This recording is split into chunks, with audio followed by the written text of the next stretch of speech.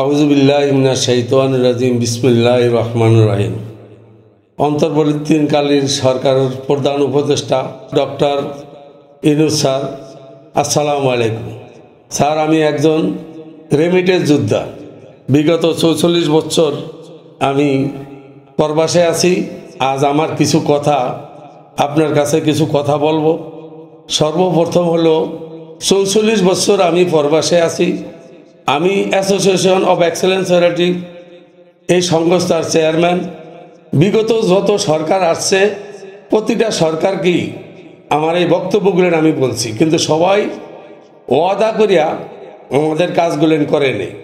আমি প্রায় ১,০০০-এর উপরে মসজিদ, মাদ্রাসা, মেডিকেল, হাজার হাজার টিউবওয়েল ৩৬ ডিস্ট্রিক্টে আমি কাজ করছি। এখন আমাদের যে কুয়েতের যে দানবীর যারা কুয়েতের সাবেক মন্ত্রী ৮ বার এই বাংলাদেশে আসছে। ৮২ জন লোক কুয়েত থেকে আমরা ৮ বারে আনছি। তাতে আলহামদুলিল্লাহ ৩৬ ডিস্ট্রিক্টে আমরা কাজ করছি। কিছুদিন আগে করোনা হয়েছিল। করোনার সময় ৬ মাস পর্যন্ত তারা ত্রাণ দিছে। করোনার পর থেকে কুইতিরা এই দেশে আসতে পারে নাই। এখন বর্তমানে কুইতিরা আমাদের দেশে আসলে আমাদের অনেক কাজ কাম হবে, অনেক কিছু হবে এবং হাজার হাজার কোটি টাকার রেমিটেন্স আসবে। তাই আমাদের কুইতিদেরকে আনার সাহস আমরা পাইতে আসি না, কারণ তাদের কোনো সিকিউরিটি নেই। তাই গত মাসের অক্টোবরের ২৩ তারিখে কুয়েতে একটা মিটিং হয়েছিল স্যার।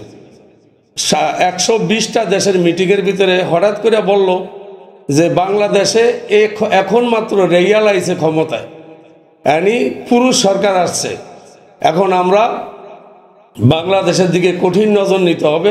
সেখানে যে সকল কাজগুলো অসমাপ্ত আছে সেই কাজগুলো আমরা করব।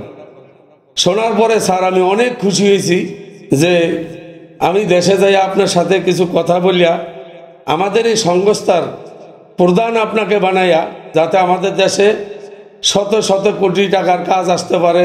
স্কুল, কলেজ, মেডিকেল কলেজ, মসজিদ, মাদ্রাসা, টিউবওয়েল। আমাদের যে বস শেখ খালেদ মোহাম্মদ আল সোবাই, আমাদের ওই দেশের সংস্থার নাম জামিয়াতুল তামুজ আল ইনসানিয়াত। আমি আমার এই ৮২ জন কুইতিদের নাম্বার আপনাকে দিয়া দিতে আসি। আপনি তাদের সাথে কথাবার্তা বলিয়া তাদেরকে যদি সিকিউরিটি দিতে পারেন তাইলে তাদেরকে এই দেশে আনেন, তাদের সাথে কাজ করেন। এখন আমার সাহস নাই যে এই ধরনের একটা কুইতি যদি আমার দেশে আসে, আসার পরে যদি আমরা তাদেরকে সিকিউরিটি না দিতে পারি, যদি একটা কিছু হইয়া যায়। এই জন্যে আমি বারবার বলছি স্যার, আপনি আমার সংস্থার প্রধান হন, সভাপতি হন। আপনি একজন নোবেল বিজয়ী, সারা পৃথিবী আপনাকে চিনে। তা আপনাকে যে এত ভালোবাসে কুইতিরা, এত জানে, সেটা অনুভব করছি গত মাসের আগের মাসের ২৩ তারিখে।